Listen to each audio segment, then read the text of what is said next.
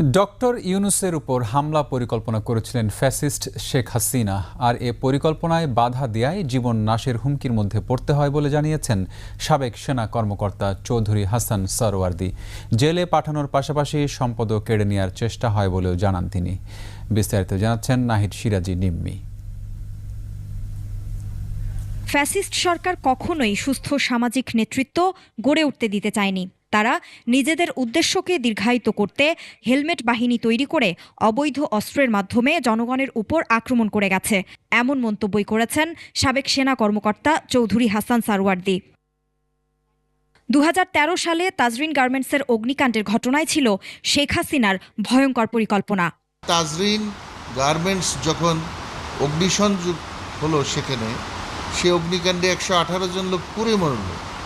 আমাকে বলা হলো এই লাশগুলি গুম করে ফেলে। আমি এটা মেনে নিতে পারিনি।